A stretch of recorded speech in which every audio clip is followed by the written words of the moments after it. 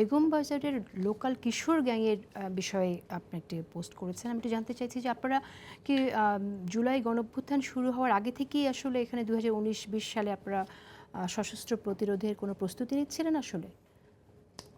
সশস্ত্র প্রতিরোধের ওই অর্থে বলবো না, কিন্তু এটা যেটা হচ্ছিল সেটা হচ্ছে কিশোর আওয়ামী লীগ গ্যাংদের আপনি ওখানে সংঘবদ্ধ করছিলেন, কিশোর গ্যাংদের সংঘবদ্ধ করছিলাম, দিস ইজ ট্রু, বাট আপনি কিভাবে কথাটা ফ্রেমিং করছেন সেটা খুব গুরুত্বপূর্ণ। কিশোর গ্যাংগুলো পালতো আওয়ামী লীগ, কারণ গ্যাং পালতে আপনার কি লাগে, মাদক লাগে, অস্ত্র লাগে, টাকা লাগে, এগুলো কার কাছে ছিল? আওয়ামী লীগের কাছে ছিল।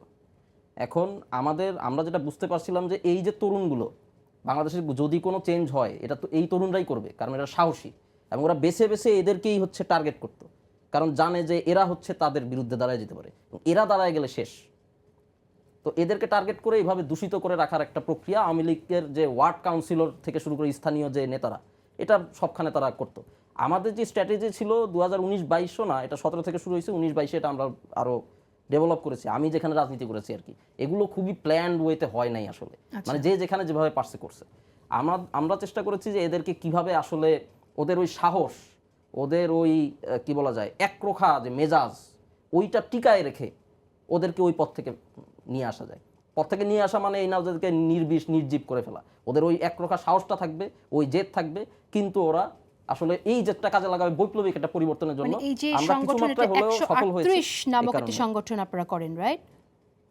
138 আসলে এটা একটা আপনি বলতে পারেন লিজেন্ড বা মিথ টাইপের বলতে পারেন। এটা আসলে একেবারে টোটালি যেসব কথা আমরা শুনি সবগুলো সত্য এমনও না, সবগুলো মিথ্যা এমনও না। এখন এদের কি অবস্থায়, কিশোর গ্যাং যাদের সাথে আপনাদের নেটওয়ার্কিং হয়ে গেছে? একটা প্রচার আমরা দেখেছিলাম কিছুদিন আগে যে বাংলাদেশের বর্তমান আইন শৃঙ্খলা পরিস্থিতি অবনতির জন্য এই কিশোর গ্যাংগুলো দায়ী এবং এদেরকে আমরা সংগঠিত করেছি, আমাদের দায় নিতে হবে ইত্যাদি। মোস্টলি আওয়ামী লীগ করেছে আর কি।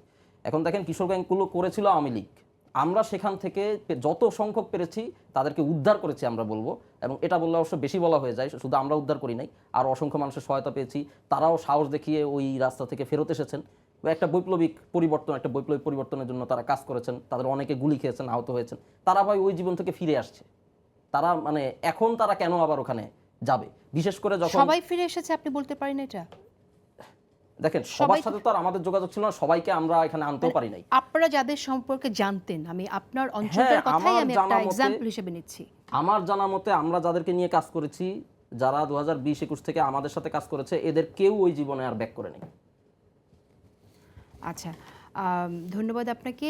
মাসুদ কামাল, আপনার মন্তব্য শুনতে চাই যে আসলে আইনশৃঙ্খলা পরিস্থিতি খুব খারাপ, সেই জায়গায় যারা এই কিশোর গ্যাংয়ের কথা যেটা আমরা শুনলাম, এখানে আসলে কিছু করার আছে কিনা?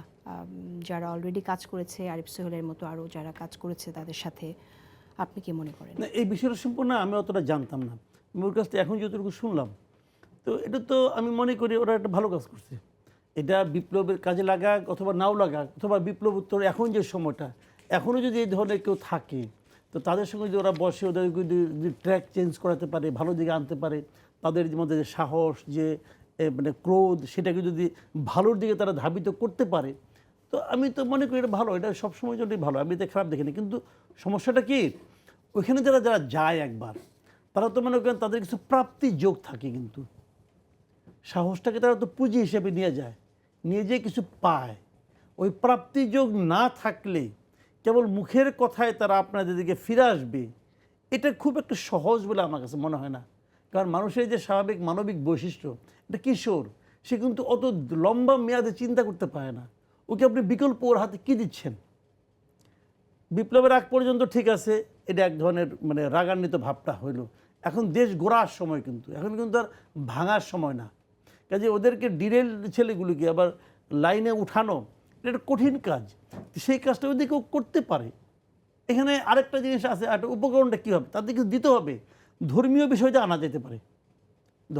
ধর্মটা তো খুব পাওয়ারফুল, কিন্তু তো সেটা দিয়ে যদি আনতে পারে ওরা, তাহলে ভালো। আমি জানি না ওরা নিশ্চয়ই সব ধরনের মানে আপনার প্ল্যানিং করেছে, বিভিন্ন রকমভাবে করেছে। এরা তো একদম ডিরেল হয়ে গেছিল না, এদেরকে আনতে পারলে, পথে আনতে পারলে ভালো। আমি জানি না বাস্তবে কতটুকু সম্ভব।